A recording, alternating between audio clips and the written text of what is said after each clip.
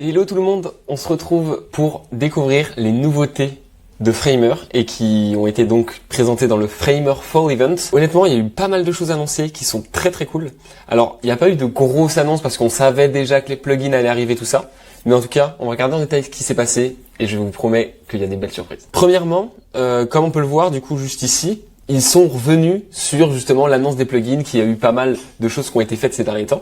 Et les plugins sont officiellement sortis. Donc c'était une bêta avant, maintenant c'est officiel. Et on peut justement accéder à pas mal de plugins. Et on va justement un petit peu regarder plus en détail ce qu'ils proposent. Mais on va d'abord regarder la deuxième features qu'ils ont sorti. Parce que il y a des liens, vous allez voir. Donc, on va commencer par ça. Les CMS References. Ça c'est vraiment incroyable. Parce que on peut... Dans un CMS, on peut faire appel à une autre base de données.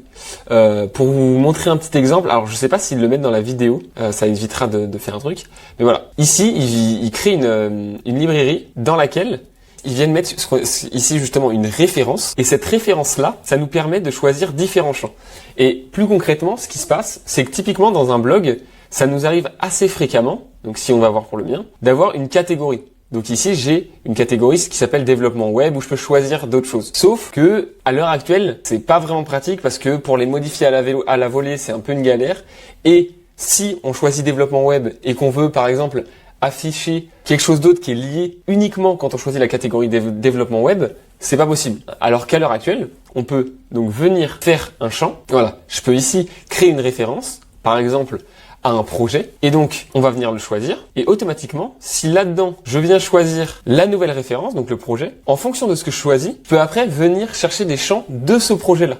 Et en fait, c'est là vraiment toute la puissance, c'est qu'on va pouvoir faire des imbrications très complexes de références, et ils le montrent justement très bien dans leurs vidéos, où on peut justement mettre une liste d'auteurs, et quand on vient compléter cette base de CMS, automatiquement, dans les articles, on peut venir choisir tel ou tel auteur. Imaginons l'auteur, on veut afficher, je sais pas, sa date de naissance, bon, là ça a pas trop de sens, mais ou voilà une image, justement, un avatar, et ben automatiquement, si on choisit tel auteur, on va pouvoir afficher l'avatar de cette personne. Voilà. Donc ça, c'est les imbrications et les références de CMS, très puissants. Donc ça, c'était une des grosses annonces, et je trouve que ça manquait beaucoup, justement, les updates sur les CMS, parce qu'ils sont un peu en retard. Donc, ça fait vraiment du bien.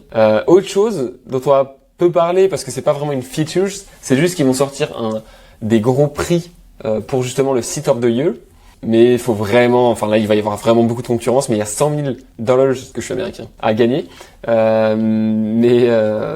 Donc voilà, si ça vous intéresse plus, regardez en détail, mais il va y avoir vraiment beaucoup de concurrence, même je pense que des agences web vont essayer de se gratter ça, parce qu'en fait ça fera énormément de com. Donc voilà, là-dessus c'est vraiment un gros point marketing, je pense, de Framer. Mais on va surtout s'attaquer aux plugins, parce que, pourquoi je voulais voir les CMS avant ?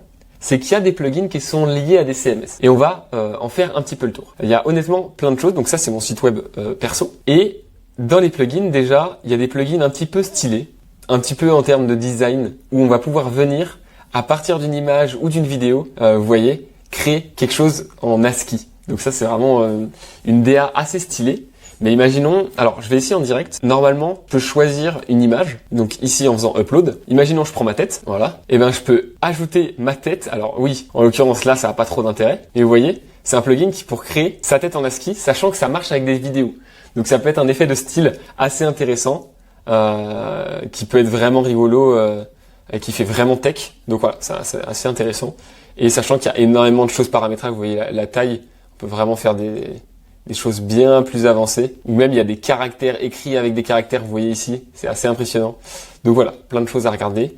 Le fond a changé évidemment pour donner du style, mais voilà, là c'est un petit peu gadget. Et en fait ça, des plugins comme ça, il y en a plein et il va y en avoir encore plus et encore plus parce que il y a vraiment une grosse quantité. Si on regarde justement ici, il y en a pas mal. Ça c'est pour justement faire une animation, je sais que c'est un format d'animation qui suit le curseur si j'ai bien compris. Il y a des librairies d'icônes. Dither, bah ça, là, ça a un peu le même style, mais voilà. Renamer, c'est pour justement un petit peu mieux renommer les calques. Enfin voilà, énormément de plugins. Pas ceux-là sur lesquels on va s'attarder aujourd'hui. Là-dessus, je vous laisse regarder un petit peu, mais voilà. Comme je disais, il y en a pour dessiner, donc il y a beaucoup de choses de style. Il y en a pas encore beaucoup, comme vous le voyez. Mais voilà, je vous laisse regarder un petit peu tout ça. Et il y a évidemment des librairies qui vont venir se rajouter, faire des formulaires et tout ça. Autre chose qu'ils ont précisé, c'est qu'ils ont amélioré récemment, mais ça c'était plus récent, les formulaires. dans Framer qui sont natifs sont un petit peu plus poussés. Et moi, la dernière nouveauté dont on va parler aujourd'hui, celle qui me plaît le plus, c'est qu'on peut synchroniser un CMS avec soit un Google Sheet, soit un Notion, et soit d'autres qui vont arriver. Et ça vraiment c'est fou. C'est-à-dire que on va dans la partie CMS un petit peu classique. On peut ici ajouter dans la partie Things, je sais pas comment le dire, mais on peut rajouter ici. Donc soit Notion, soit importer un CSV. Donc ça aussi c'est très puissant si on veut migrer un blog sur un site Framer par exemple. Ou on peut aussi prendre un Google Sheet. Alors là il ne le trouve pas. Voilà, Sheets coming soon. Donc voilà. Et moi comme je vous l'ai dit, je l'ai fait avec un Notion. Et automatiquement, je viens synchroniser ma page Notion avec mes différents articles, la date et tous les champs qu'il y a dans ma base de données Notion. Ce qui me permet vraiment d'avoir un blog indépendant à Framer et que mon site sert juste à le publier. Et donc, avoir des fichiers Markdown et tout ça, sachant que c'est encore pas assez mature. Il manque 2-3 fonctionnalités comme l'interprétation automatique du Markdown. Mais voilà. Pour vous dire, ça annonce du bon. Et vous voyez ici, je peux pas modifier le contenu. C'est du contenu que j'ai écrit dans Notion.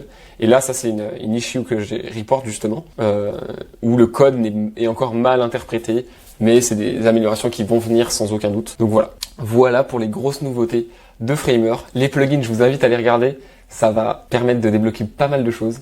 Et en plus de ça, c'est open source pour la plupart, donc ça promet beaucoup de bons. Donc je vous laisse checker ça. J'espère que vous avez aimé ce petit récap sur les outils Framer et sur les dernières nouveautés du Framer Fall Event. Si vous avez kiffé et que vous aimez un petit peu ce genre de news pour faire plein de choses au quotidien liées à son taf, à des projets perso ou autres, n'hésitez pas à vous abonner à la chaîne et je vous dis à la prochaine. Ciao.